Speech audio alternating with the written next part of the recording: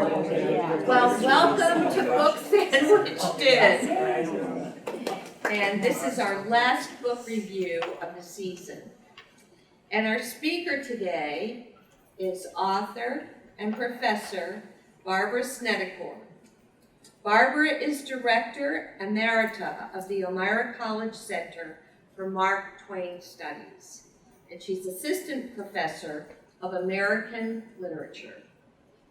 In addition to editing the second edition of Mark Twain in Elmira, she has contributed pieces to the Mark Twain Annual and American Literary Realism. So without further delay,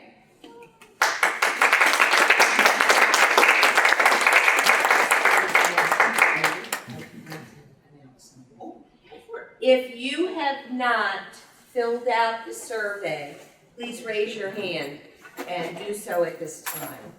And once again, the elegant box before you leave.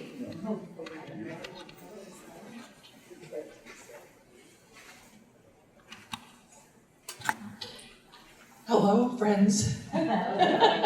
Thank you so much for coming. I'm so honored to have you here on this, what is it, kind of a rainy Friday afternoon in April. Sorry I couldn't bring sunshine with me. Yeah. It's coming, I promise you.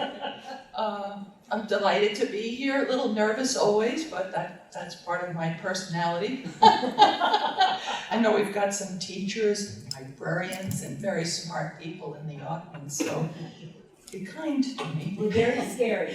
My memory is not what it used to be. Perhaps you have some of those issues too, so we'll see how this goes. I edited this collection of letters.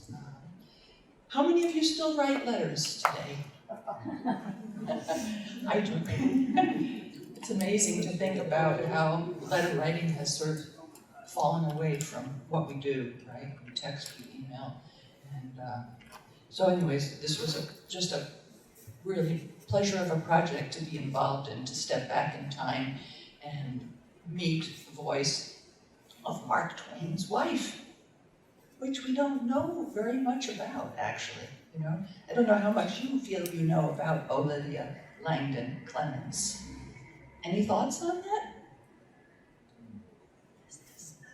What she's most widely known for in Mark Twain literary circles is that she was frail. She was sickly in her early years. She took a fall on the ice. We know that this is documented by Samuel Clemens in his autobiography. And she was sort of recuperating from that fall for a couple of years in a care facility in New York City. And that somehow or other was the thumbprint of Olivia Langdon because of that. And then, of course, this was the late 1800s. So people did get sick a little bit more frequently, and she did experience a host of sicknesses throughout her adult life. But so did a lot of other people, you know. I do feel like she was sort of wrongly imprinted with this image of her being a frail, sickly woman. Add to that, this piece of writing by Van Wyck Brooks. He was a literary figure of some high reputation, won the Pulitzer Prize and a number of other awards in his time. And he wrote a book called The Ordeal of Mark Twain. And in it, he said some things about Elmira. And I thought I would share them with you before we get into the presentation. This all by way of a background as to how Olivia Langdon has been represented. He wrote of her, and the basic thesis of his book, The Ordeal of Mark Twain, is to say that Mark Twain was repressed by his mother and his wife. We would have had a very different Mark Twain if he had had a different mother and a different wife. I mean, I guess you could say that's true of any of us. Yeah. If we marry someone else, life will go differently, right? It seems kind of obvious. But anyway, here is what he had to say about Olivia Langdon. Olivia Langdon was the daughter of a wealthy coal dealer and mine owner of Elmira, New York. Perhaps, reader, you know the Elmiras of the 70s. Perhaps, in any case, you can imagine them. This is the 1870s. Those upstate towns had a civilization all their own, without the traditions of moral freedom and intellectual culture which New England has never quite lost. They had been so salted down with the spoils of conservative industrial life that they had attained, by the middle of the 19th century, a social stratification more rigid than that of New England itself. This is very pandemic. Yeah. A provincial freshwater aristocracy, resting on a basis of angular sectarianism, imposed its own type upon all the rest of society, forcing all to submit to it or to imitate it. On and on it goes. We can imagine how Mark Twain must have been struck dumb in such a presence. Elmira, says Albert Bigelow Paine, was a conservative place, a place of pedigree and family tradition, that a stranger, a former printer, pilot, miner, wandering journalist, and lecturer, was to carry off the daughter of one of the oldest and wealthiest families was a thing not to be lightly permitted.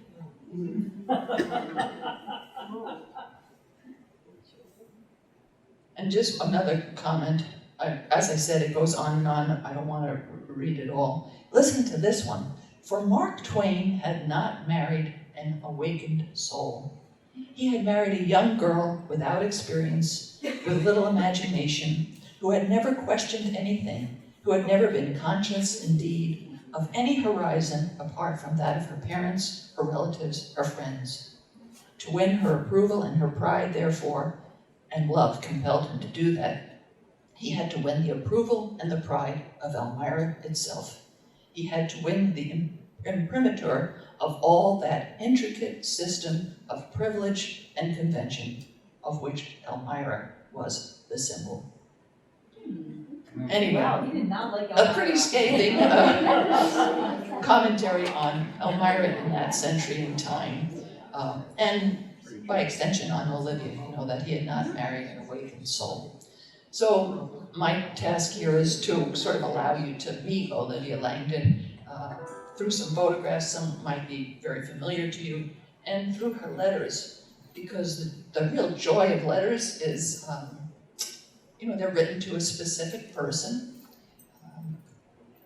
Letters are usually pretty relaxed when you're writing to a friend, right?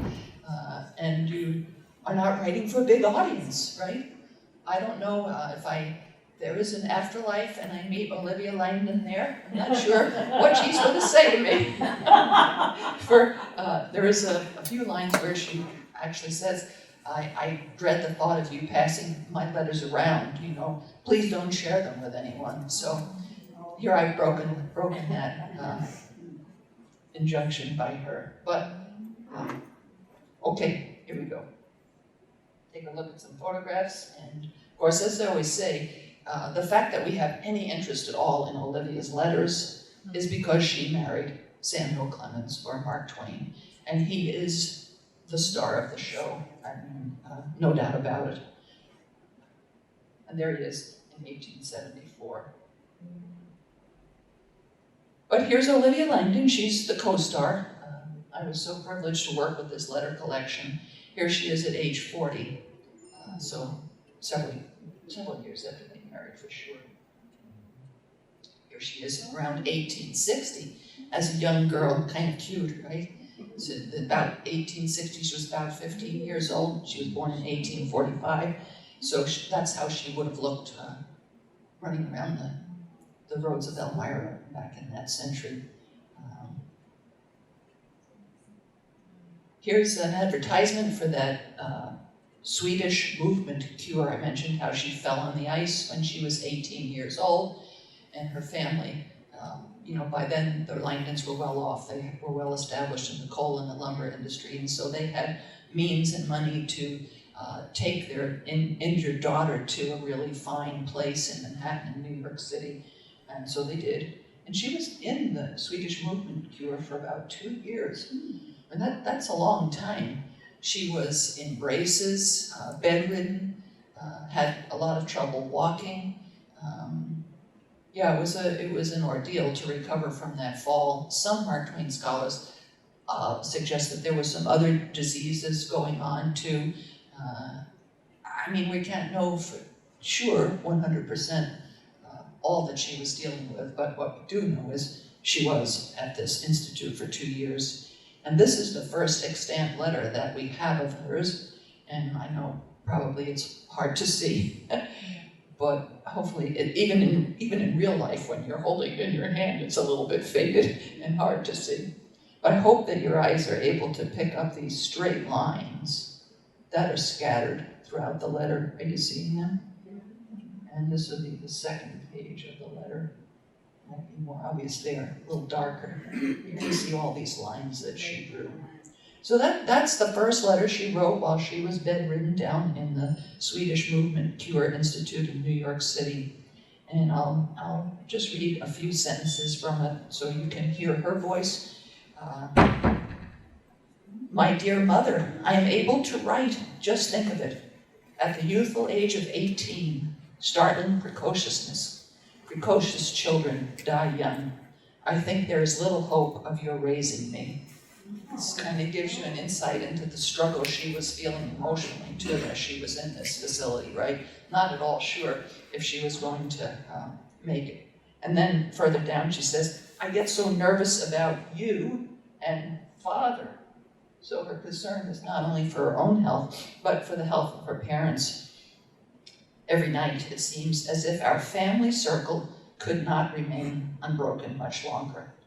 I really have come to have a haunting dread of losing you or Father or both. Oh, if you are only spared until I am well, then it will not be so hard. It seems as if I could get hold of you both, I would never let you go. I do not believe a young girl was ever more foolish about her lover than I am about Father. I love him too dearly. I am constantly fearful of being severely punished for loving him so much. And then, as I said, at the very end of it, she says, it is trying, just as I get to writing, to have hands, arms, shoulders, and back give out, and have to stop. The straight lines are where I rested. I love you all.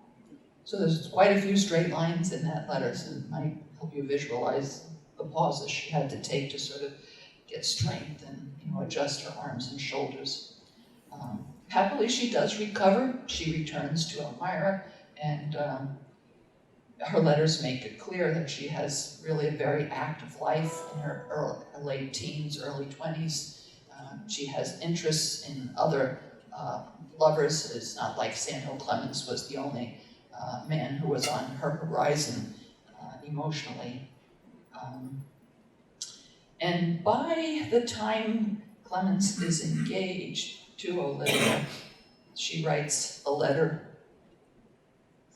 Sorry, I'm a little slow on the take here. So there's Olivia's home in Elmira, New York. And these photographs, I bet, are familiar to many of you. The exterior of the home and then really the impressive, beautiful interior. And Clemens, of course, comes courted in this kind of majestic home, and he was sort of a ruffian, right? He was sort of a Wild West guy, and he was making his way into the literary world for sure. He had published The Jumping Frog of Calaveras County. He was a known newspaperman out in the West, and that short story did really bring him quite a bit of notoriety after the Civil War. But still, there was a bit of intimidation to, I'm sure, to court Olivia in this, to him, pretty majestic home. And after they are unofficially engaged, Olivia writes him and says, today I have been feeling sad at the thought of ever leaving this home of mine, ever going out from among those who have always made a part of my life, to think of having them grow used to my being absent from them, so that at last they would cease to miss me. Made me feel as if I wanted Father to put his arms about me and keep me near him always, always. He said last night that if he could live as long as I did, He would never let any man take me away from him. And he said that when I left home, he was going to sell out. He is good at making threats.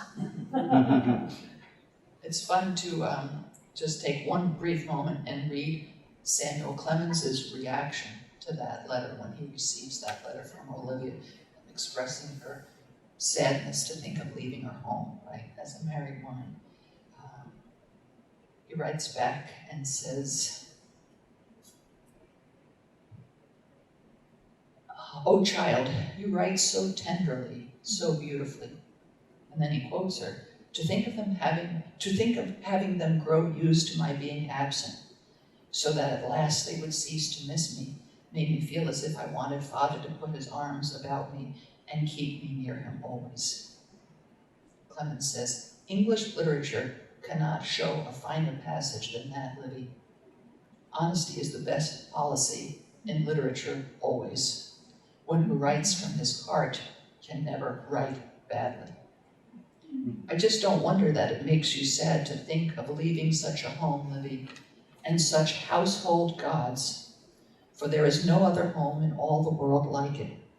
No household gods so lovable as yours anywhere. And I shall feel like a heartless highway robber when I take you away from there.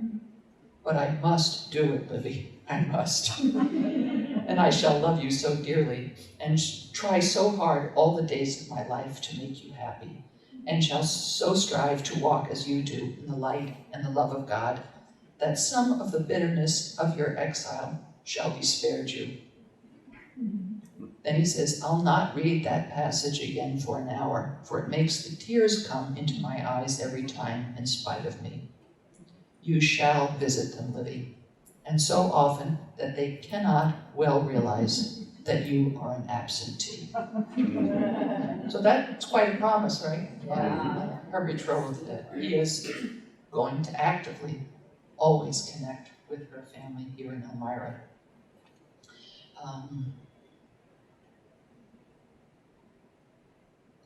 This is Olivia's girlhood friend. Her name is Alice Hooker Day. She lived in Hartford, Connecticut. They became acquainted through their parents' friendship, Olivia and Alice. And it's really a wonderful letter collection between these two young women all the way through till the ends of their lives, really, till Olivia's death. And you see them kind of grow and change and experience marriage and childhood and all of the events of life together. And it's kind of fun to read the letter that Olivia writes to Alice following her engagement with Samuel Clemens. So she's writing this from Elmira in the Langdon mansion.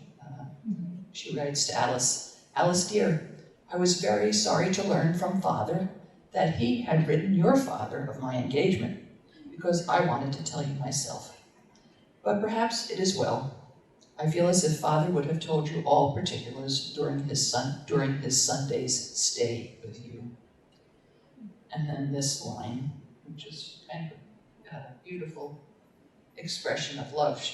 She says to Alice, "Then I have little to tell you, except that a great, satisfying love has slowly, gradually worked its way into my heart, into my entire being." And that's a really beautiful pronouncement. So you might know that their courtship was a courtship of letter writing. They saw each other, but Clemens was on the road. By this time he had published his first book, The Innocents Abroad, and he was also a comic lecturer. And so he was traveling a lot to many cities east of the Mississippi. And so that forced quite a correspondence between the two of them. And while we have, I think that's 182 or 184 letters that Clemens wrote to Olivia, we only have one of her letters that was saved that she wrote to him. So that's why that little window is kind of a nice expression to understand how this slow and gradual feeling of love worked its way into her entire being. This next letter, also written from Elmira, is really the only true one that is of that time period of the courtship. And in it she says, "I am so happy so perfectly at rest in you, so proud of the true nobility of your nature. It makes the whole world look so bright to me that I cannot have but a great desire to do all I can to lift the burdens from those who are carrying a heavy load. We are happy, my dear, therefore we are the better able and must be the more ready to help others, and I know that you are. I wakened this morning and looked out on the winter landscape, which I so dearly love, felt the comfort and beauty of my home, felt the love of those here and yours, which I know to be true and steady, even when separated from me, and I felt like dancing. That seemed the most natural way to express it. I believe dancing and singing is a true way to give praise to God. Our whole natures seem to enter in them. And then she adds, it snowed nearly all night last night, and this morning the ground and trees were beautifully arrayed in their white garments. Another kind of delightful letter, right? Showing her love for him, just general expressions of life. And, she certainly seems like she's recovered. She feels like dancing, she's full of joy. And so they marry, as I'm sure you are well aware, here in the mansion in Elmira. There's another photo of Clemens. And probably well aware that they're given quite an amazing wedding gift by Jervis Langdon and Olivia Sr., her mom and dad. They give them this house in Buffalo, fully furnished and all paid for, even with a couple of servants at their disposal. So, yeah, pretty nice. And it's really an absolute shock to Samuel Clemens when Jervis Langdon turns the key over to him. Olivia was in on the secret. Obviously she had to know that this was happening and was part of the ruse to get him there to Buffalo. But that moment when Clemens is gifted this house is overwhelming to him, given the sort of poverty that he grew up in and the very difficult times, like we said, that he spent in the West as sort of this pioneer, Wild West kind of an author and traveler. Now he has this really lovely home on Buffalo's most fashionable street. And Olivia writes to her parents, this is 2 weeks after they've been married, from Buffalo. She says, we are so happy in our house. I wish that you and Father could come and see us before long. You would have a perfectly quiet time. We will not shut ourselves up here away from Elmira, but you would not have us go home as soon as this. Wait a month or 6 weeks longer. 2 weeks tonight since we were married. It all seems like a dream. It seems as if we must be playing keep house. But I assure you that we are thankful that we do not have to board. Dear, good Father, how happy he has made us by his great, magnificent gift to us. Yeah. All right, let me read you the next letter. So there he is, Jervis Langdon again, and that's also Olivia's brother-in-law, Theodore Crane. And take a listen to this one. This is May 1870, so they've been married 3 months at this point. Dear Father, there is no end to surprises to this young woman. When I opened the check, I expected to see $500 at the most. But when I saw the 1, I thought it was 100, and could scarcely believe my eyes when I saw that it was $1,000. I felt as if I had suddenly discovered a fathomless mind, as if I had all the money that I could ever need. I thought, Father, that you were going to economize this year. You have not shown much economy in your dealings with me. Well, all I can say is that I thank you very much and feel as if I was immensely rich.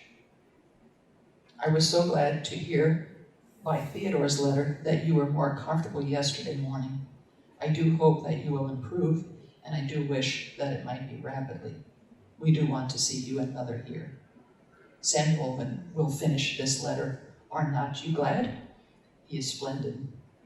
So some insights from this letter as we start to understand that our beloved Father, who way back when she's in the care facility, she's already feeling anxious that she might lose one of her parents.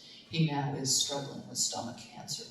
And so it's becoming a really difficult emotional battle for all of the Langdons to manage this really just steady decline. And he does pass away. To Alice, she writes, his great trouble is that he cannot keep food on his stomach. He now takes mostly a little milk fresh from the cow several times a day and a little beef tea, but he's clearly becoming weaker and weaker. Well, here's a collection of family members, just so you get some visuals on them.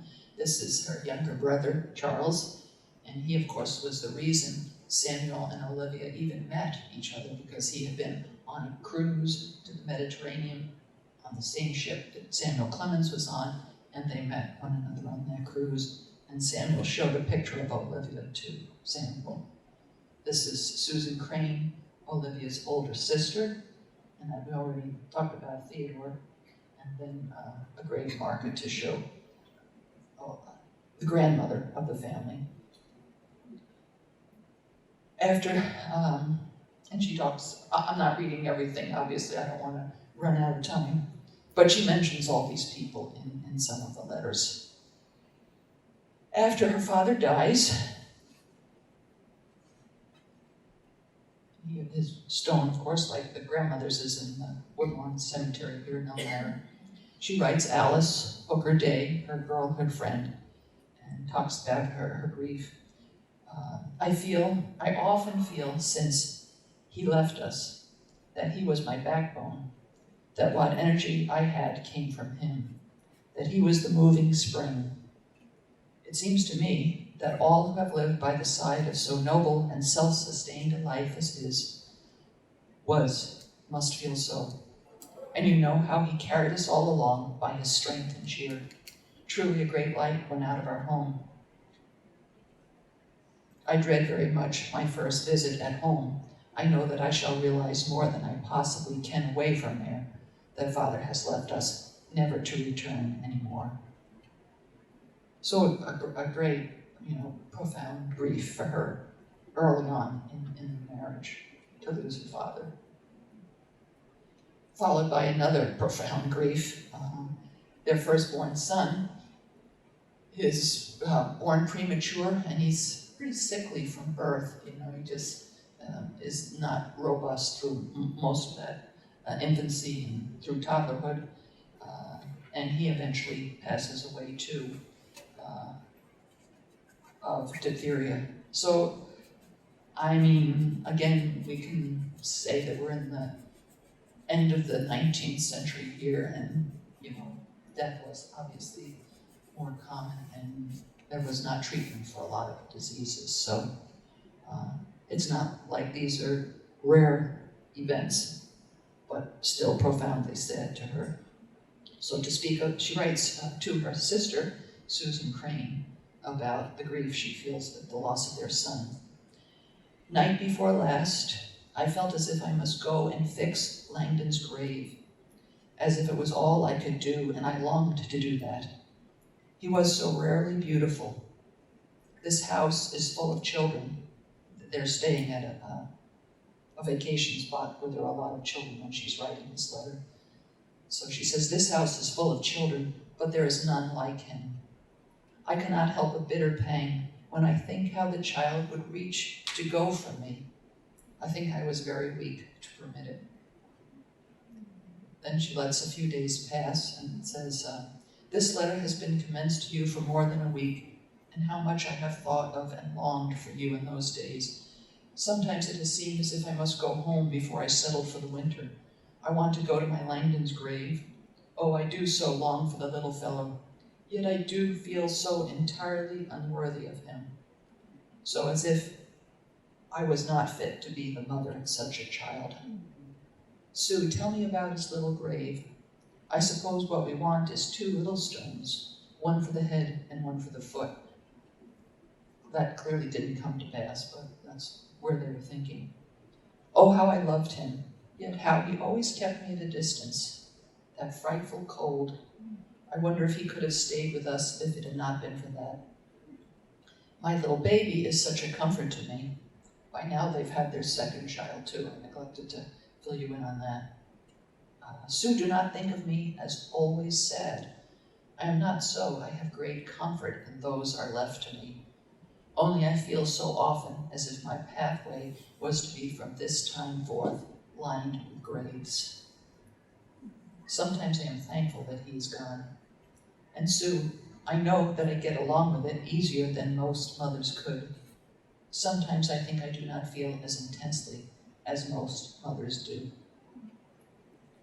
I mean, whenever I read those, I just, feel sort of grateful to feel and learn of her emotion at the loss of Langdon. We have a lot of records of Samuel Clemens's thoughts and feelings at the loss of his son. He thought he was responsible for it, and so we kind of learn of his guilt. And but to hear the profound grief of the mother too, just really helps us understand that time period better. So we move a lot of sad things in those years, right? Loss of father, son, and they also lost a very good friend who died in their house in Buffalo, New York. So three major deaths all in a row, which obviously changed Olivia, right? And matured her pretty quickly. Now, after a little bit happier scene in Elmira, you might recognize Marianne Cord there. She's the cook at Quarry Farm, and if you've been up to Quarry Farm, there's an early photograph, 1874, of the front porch, way before the front porch was extended the way you see it nowadays, and open lattice roof above. So this was the scene that Clemens and Olivia and the girls were coming to in those summers.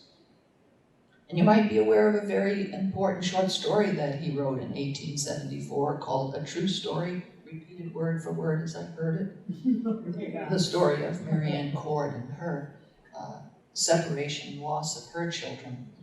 And this letter excerpt that I want to share from you was such a revelation to read because it's the day after that whole event happened on the front porch when Marianne Cord is telling Samuel Clemens the story of her life, and then he heads up to the study and writes the story, and it is a pretty magnificent story. But here's a little voice of Olivia at this same moment in time.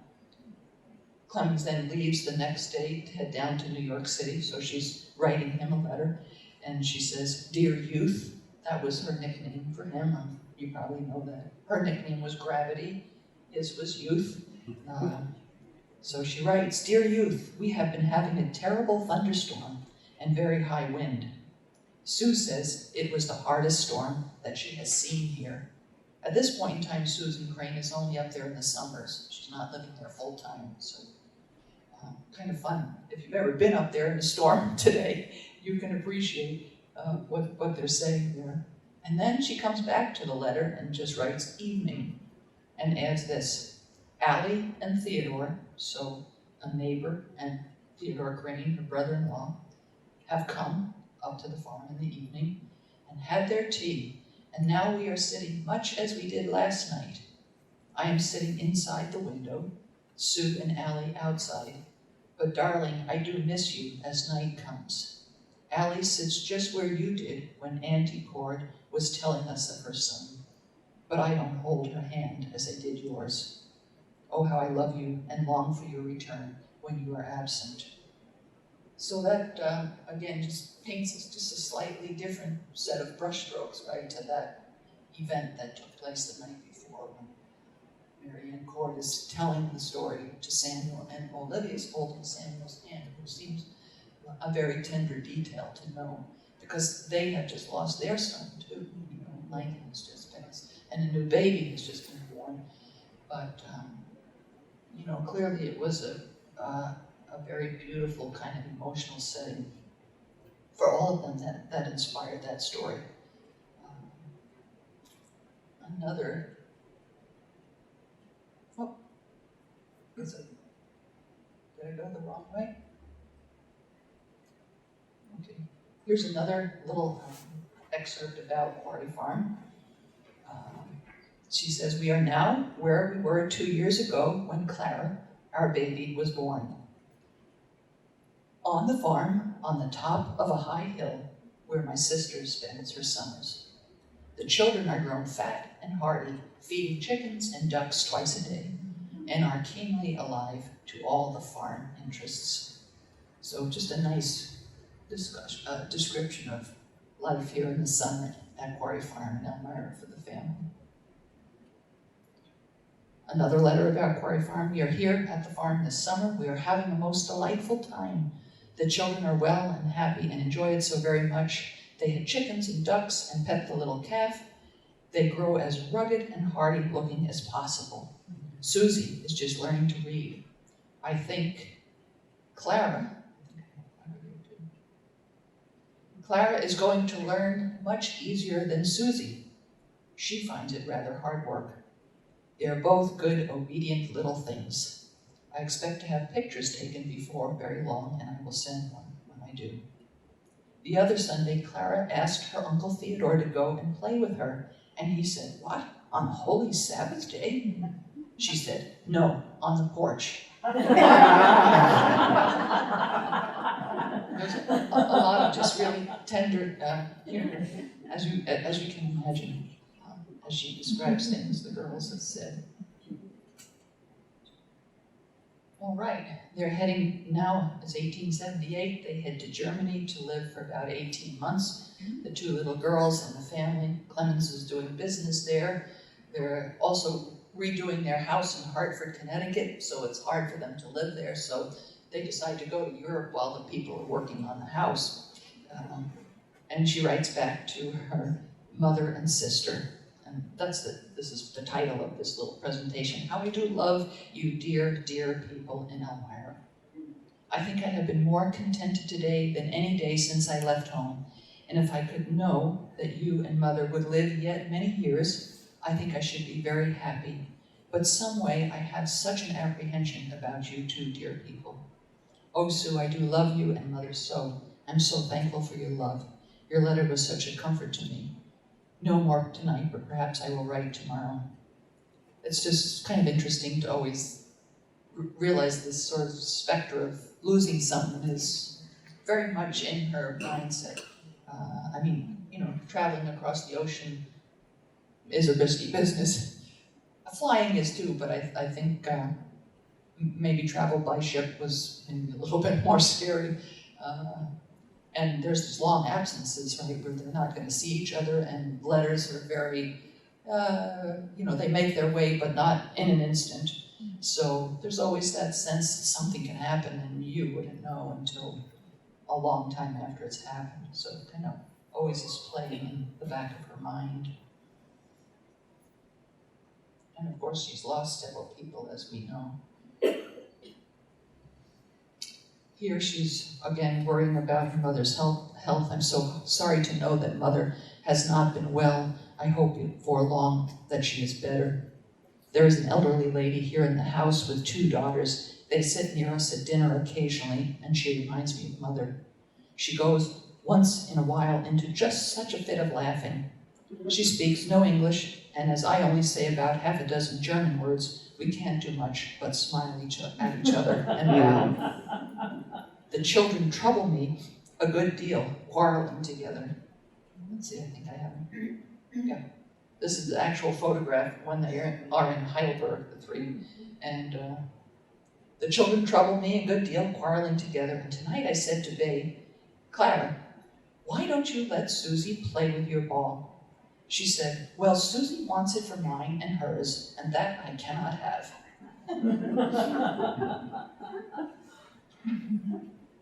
"Do write me all about the farm when you get up there, the dear, dear farm. What good times we do have there.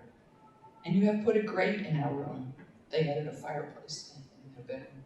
"Why, Sue, I didn't dream of your doing such a thing. How delightful it must be. Tell me who sleeps there this summer, what guests you have in it. I hope you won't have a great deal of company. About your paper, I like one kind just as well as another, only so you write, that is all that I ask. I thank you so much for the sermon. I have not read it yet. Clara and I are going to read it together. Oh, Sue dear, strive to enter in at the straight gate, for many shall seek to enter in and shall not be able. I am not striving these days. I am just interested in German, and I think so little of anything else. I wish I had your and Mother's spirits. You are both so much better than I am. It seems as if you might help me in, but you can't, when I know how to do so much better than I do. Write me and pray for me. I want to be good, but I don't try hard.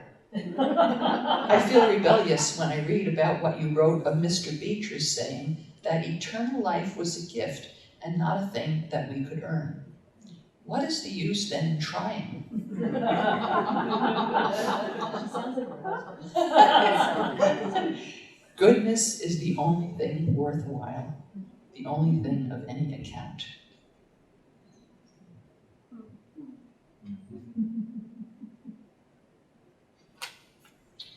Another letter to Susan Crane, where she talks about Auntie Cord. I can't begin to tell you what a comfort the home letters are. Yours of this week and Mother's of last week were all so welcome. Last night I dreamed that I was in Elmira and was getting Susie ready for anniversary Sunday. It seems strange that it should come the very eve of anniversary Sunday. How we should all like to step in and be with you over this Sunday. We are so far away, and it would take us so long to get to you. Charlie's letter was a great pleasure to us. We felt quite rich. After it, I went to the extravagance of taking a drive and buying a trout for our supper that cost nearly $2. So that's a comment on Charles. He's managing the business after the father dies, so some of their income is based on decisions that her brother will make back here in Elmira. So apparently he sent them some money and she felt quite rich. I shall not go often into such extravagance, but we were hungry for one good satisfactory meal. The food here, I am sure, would not do for Mother. At least we have grown tired of it. How I would like to sit down to one of Auntie Cord's breakfasts. It would seem absolutely perfect to me. Tell Auntie Cord with my very sincere regards that she forgets that we make coffee over spirit lamps, and that we don't have her facility for having boiling water and plenty of fresh eggs, and I do believe that cream is a thing unknown in Germany. How are we doing time-wise?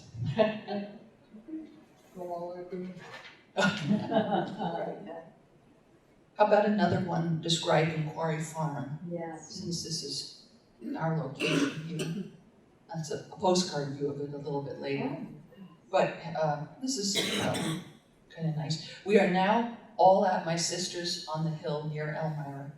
As I write, baby Jean is sitting beside me, playing with a little basket of marbles. Mr. Clemens is lying on the sofa watching her, and every little while laughing at her performance. She is a dear, fat, healthy little baby, and a great comfort to us all. She looks very much like her father and is very fond of him. She will go to him from anyone, in fact begins to scold to have him take her as soon as he comes in sight. We had a long and very tiresome trip from the seaside here, but now that we are nicely settled here, we feel so exceedingly satisfied and contented. It gives the children a taste of real country life. It is a most lovely spot. My sister has never stayed here during the winter, but she is going to try next winter and see if they can be comfortable. It is on a high, very bleak spot, and it may be too hard for her husband to go up and down the hill in the winter. The roads are so very slippery with ice and snow that it is difficult for a horse to go up and down sometimes, and as he is obliged to go down every morning to his business and up every night, they may find that it is not practical to stay through the winter. They have spent 9 summers here, and we have spent 4 or 5 with them. Little Jean was born here last summer, and Clara was born here 7 years ago, last June. I hope it's kind of fun to just hear those descriptions of the Quarry Farm. And then, of course, another famous Elmira location, the study, right? So here's some words she says about Clemens' writing at Quarry Farm. To her nephew, she writes, "Your Uncle Sam is hard at work now on a new book, and I have never seen him when he worked with so much difficulty. He's in fact working on Adventures of Huckleberry Finn now. That is, his head gets tired so quickly. He so often comes down at night with his head so sore and tired that he cannot bear to have the simplest question asked him, or be compelled to talk at all. So our evenings are mostly spent in playing cribbage. We're all now pretty well, though baby Jean is not very robust and has frequent ill turns. She had scarlet fever in June, but it seems not to have left any bad effects behind it."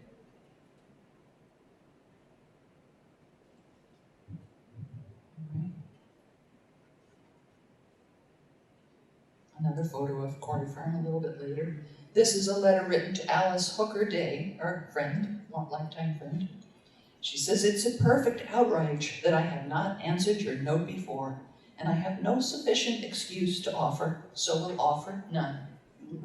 After we reached Elmira, Jean had a severe attack of bowel trouble accompanied with vomiting, so that for several days we were very anxious about her." This is cute mother-to-mother talk, right? The difficulties of raising little kids. Of course, the trouble had nothing to do with her fever, but was simply a teething trouble, much aggravated by the change of food.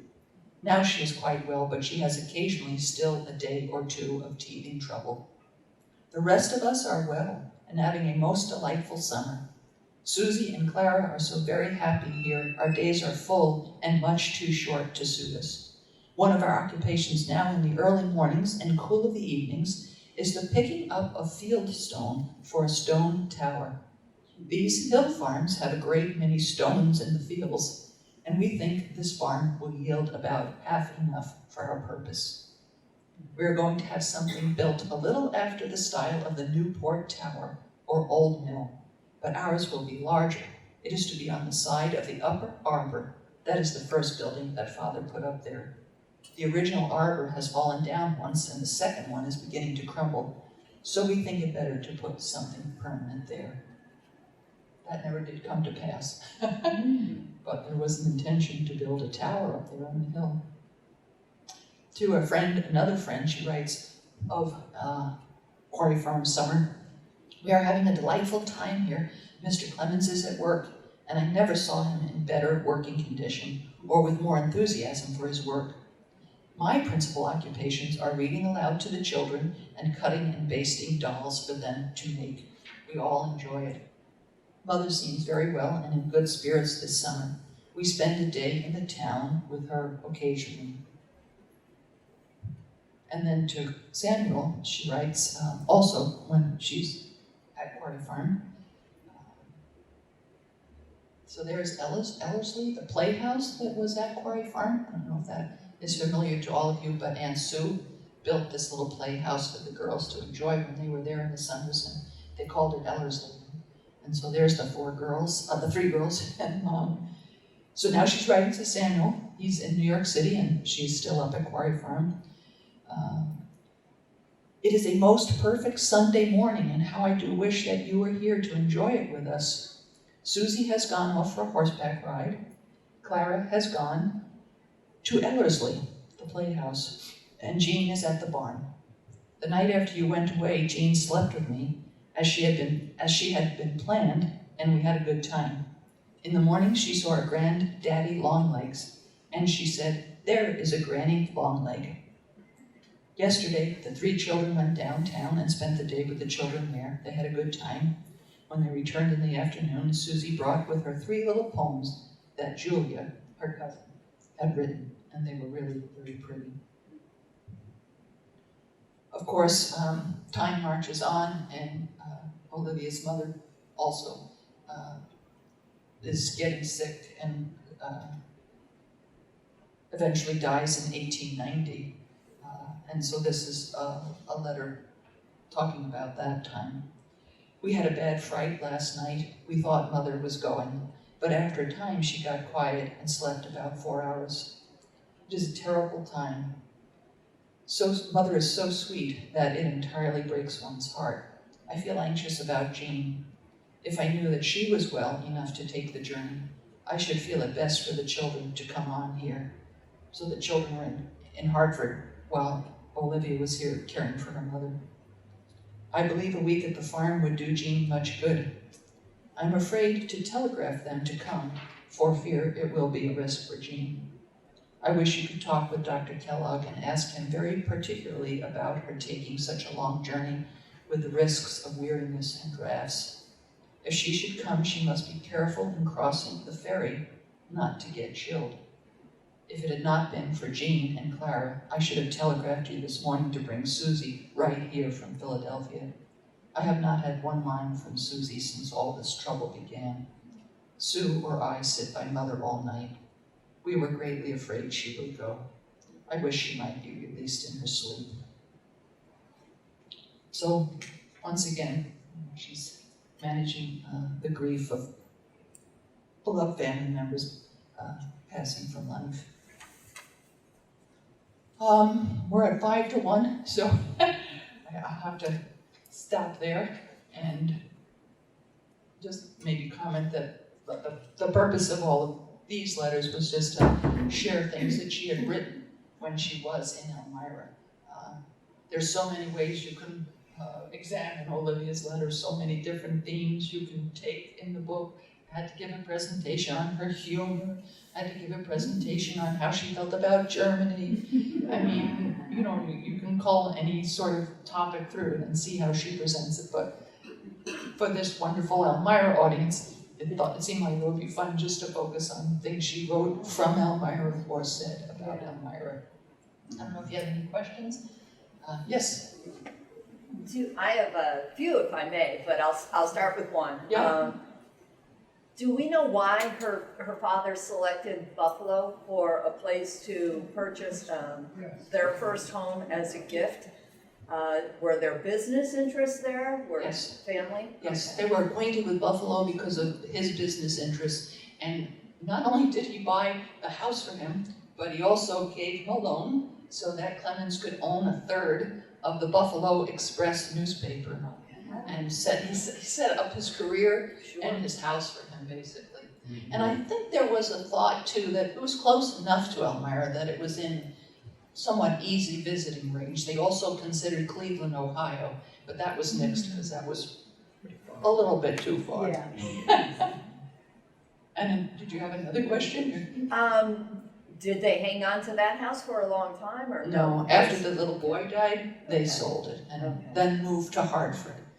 Yeah, thank you. I didn't fill in a lot of the details logistically. No, that's okay. When I came in, you were reading someone else's opinion of how Twain must have felt about coming to this community and this family. Right. What do we know that Twain has written about his impressions of Elmira and so on?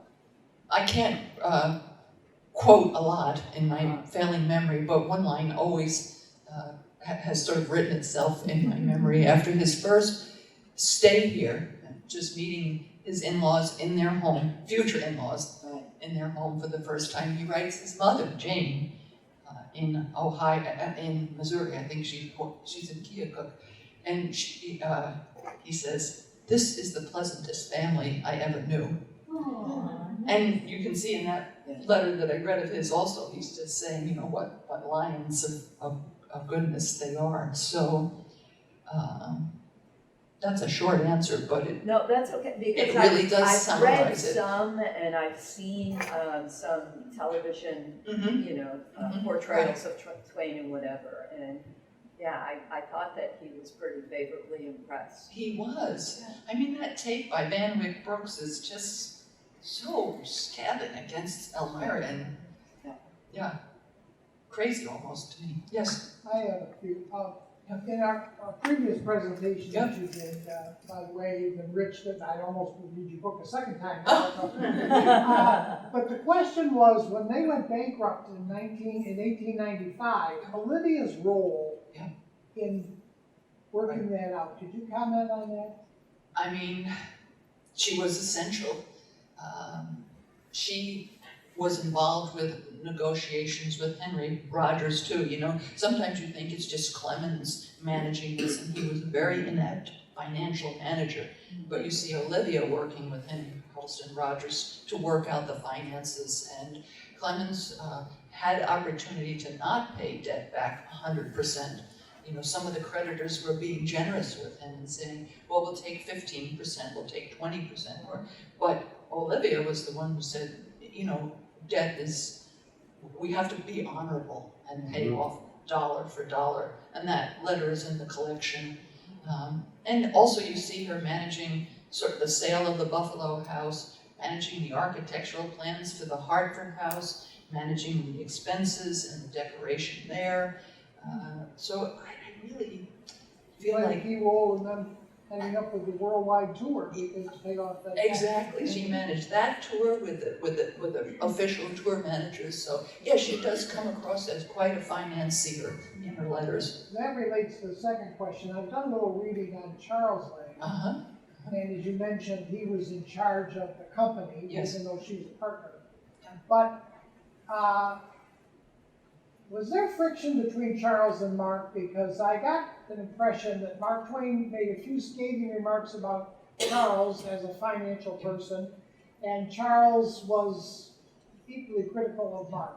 Can you comment on that? I agree with both of those, yeah. They were critical of each other. Ironically, they were both not the best financial money managers. I would think there'd be grounds for both. That caused upset in both of them because they both knew they both were weak in this. But there's also some comments that Olivia makes, which in her letters, where she's concerned when the miners are on strike, you know, because she's aware that, you know, their finances are being driven by the success of the mines, and if Charles is not managing the workforce well, that they're going on strike, you know, that is not a good thing. And those comments by her, they're the only ones that made me kind of feel like, oh, she was a little callous about this, you know, because you know the life of a miner is terrible, you know. And that century, it's really terrible. So they were probably striking with reason, you know, but she was anxious for them to get back to work. And then in that one letter which we read today, she gets the income from Charles and buys a trout, you know, to celebrate. So there is an aspect, I mean, Olivia is a young woman of privilege, absolutely. And we see that in the letters from time to time. My last one Yep. is, I don't recall reading, she talks about Andy Cord and all that. Is there ever a reference to Katie Leary? Well, Katie does come to Europe with them in the last iteration of the trip, so she mentions her by name here and there in the letters. I'd have to look in the index to refresh my mind, but there's not, I mean, not a big dramatic description of her, no, but an awareness that she's part of the family. And Katie is there in Italy when she passes. So, I mean, maybe the impact of Katie is absolutely huge, but unspoken. Because I think she was just maybe a part of the family so much.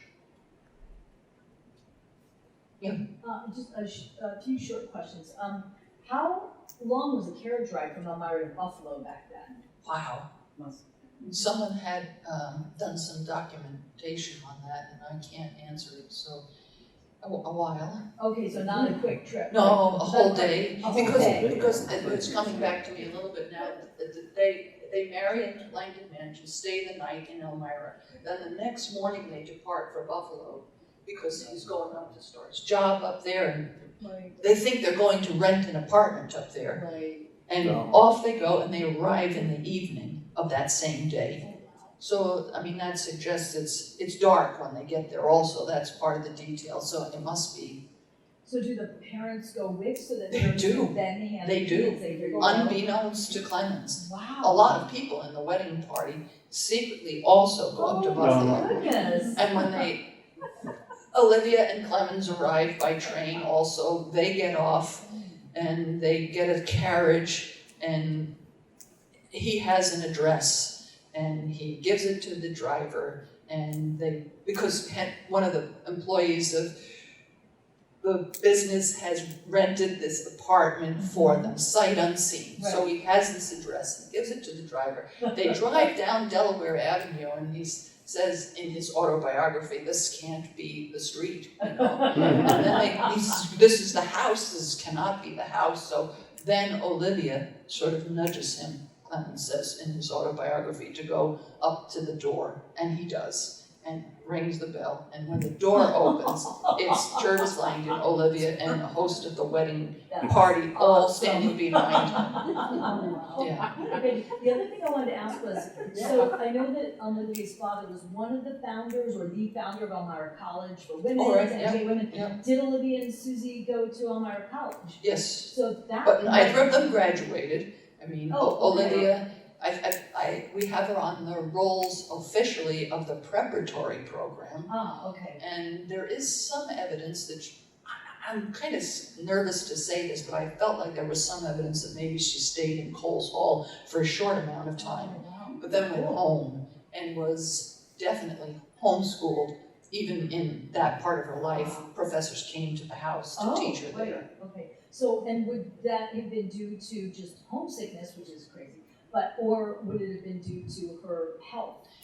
I don't know Not the sure, answer. okay. I think it probably was health. So the Langdon home was very close to Elmira College. Yeah, it was so just a that couple of seems- blocks yeah, away. yeah. So maybe it was a little bit of both. Yeah. And again, I feel a little nervous to say that, but I feel like I read that somewhere, Yeah. that there was a record of her at least being there for a short period of time. Oh, that's neat. And then she never graduated. And the statue and the verbiage at the college is always that she was a member of the class of 1864, Right.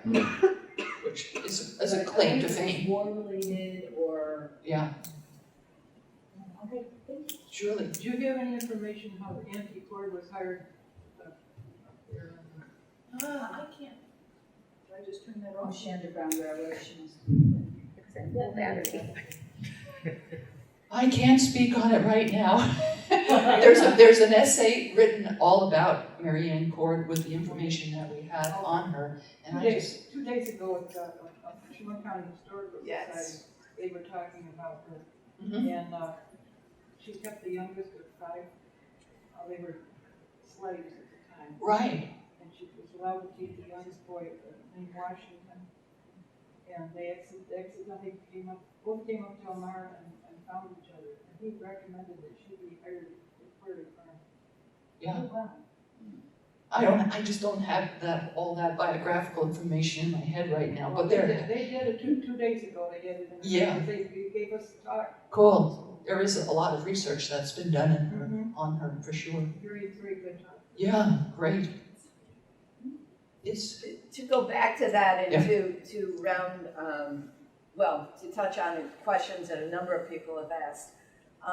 At the Historical Society right now, there is a wonderful exhibit that it's fantastic. it grew in part Mhm. out of all of the work that they put into the Langdon exhibit that has been up for over a year now. But in addition to that, there is a really amazing new exhibit that has just recently been installed, and I would recommend that everyone go to it. Great. Auntie Cord is there, and of course the Langdons and Clemens and so on. Very I good. have to say, going back, and I don't know if I'm thinking too much along these lines of class consciousness and whatever, and reacting too much to what you were reading when I came in about the other man's opinion that Twain was coming into this god-awful places. But all that said, and what I've learned from you today, I have to say, back when I first went to see the exhibit, the Langdon Mansion and whatever, I thought of the fact, Twain comes here, he's married at the mansion in 1870, and given his hardscrabble background, given some of what he would write later on, I thought then he must have had conflicted feelings about marrying into a family whose wealth was so ostentatious. Okay? And then, being handed keys to a home on the finest street in Buffalo, which incidentally will also, count on y'all taking care of some business interests too, or attending to some, or at least nurturing a business relationship. I can't help but think that he must have been conflicted. I think that's part of what Van Wyck Brooks sees in it too, you know? Yeah. I mean, it's an incredible gift to give someone a home, but what a lot of pressure too, you know? And you know, To live up to that. I'm gonna give a nod to Jim Hare here, who writes amazing Right. columns in the Star Gazette about, leading figures of the families and so on. There are so many indications that it really was this, an elitist group that is responsible for driving so much of what is successful in Elmira. You want to Well, comment? 2 points really. It is interesting that with the purchase of the house in Buffalo, also the purchase of the interest in the newspaper was very, very critical of Jervis Langdon because of the monopolistic practices being exercised by Jervis in the Buffalo area. And within weeks of Twain becoming an editor in that newspaper, the newspaper's position criticizing Jervis Langdon changed. And it was all, I mean, really, if you want to be cynical, Jervis set Mark up there and Mark knocked the paper out of the ballgame in terms of the critical aspects of Jervis Langdon. Nice, thank you. So, and then the other thing, this is a story I heard. I heard that, and you can verify, that Olivia, one of their entertainments at Quarry Farm was Mark would work all day writing, and then he would read what he wrote on the porch at night for the family. And then Olivia, he would sometimes stick in some extra bad words so that Olivia would edit them out. And there was one story, I believe, I don't know whether I heard it at Hartford or not, but they were in their bedroom and Olivia was in bed and Mark was trying to get his tie on. And are you familiar with this? Oh yeah, He you're was doing trying good. to get his tie on and he was having all sorts of troubles and he was swearing and cussing about this tie and all of that. And then finally he got it on and he walked out and Olivia was in the bedroom and she swore and cussed at him using the same language. She was stunned. She pointed out, well, the door was open and so she really, they were, Yeah, there's some wonderful lines at the end of that account in his autobiography where he says words to the effect, she got the words, but the tune was off. And then it all ends by saying words to the effect that they were both spiritually renewed by this shared laughter. You know? So it's really a beautiful anecdote of their relationship. And the editing of the manuscripts, well, yay and nay. I mean, my humble take on it is maybe we have made too much of her. Well, certainly it's not documented in the letters. That's all I can say, that she was, and why would it be? It wouldn't be, right? She probably wouldn't be writing about that in the letters, so it seems like that stuff is maybe more of oral tradition. And in letters to William Dean Howells, his good friend up in Boston, they both sort of talked about their wives. They called them the madam. It was sort of like just a running joke between the two of them. Had to do what the madam wanted to do, and there was humor in it. So I sometimes think that things that were intended to be funny, maybe we read them a little bit more seriously than we should have. I don't know. I'll never know. Well, so the book, if you have an interest in it, it's not like a novel, my friends, It's just a collection of letters. And a lot of people who have read it have had similar things that they've told me, that they'll read a chapter and then sort of lay it to rest, and it percolates through your mind, then you go back and pick it up. So it seems like for most people it's a slow read of digesting this progress through her life. I don't know if you found that to be so. It was excellent. It's well worth it. And it's Olivia, people talk about it like it's my book. It's not, it's her book, and that's really wonderful to give her a voice. To finish, if I may, Sure. thank you for covering such a wide range. Just when I thought, the letters were, she's so effusive about her love for her dear father and all of this and whatever, you get to the part where she's wondering why her sister doesn't spend winters up at Quarry Farm too. And the description, man, you can just picture it, right? It must be difficult going up and down the ice-covered roads with a horse. Well, yeah, you know. So, yeah, Yeah. it's great. She's a wonderful It's writer. great. Thank you so much.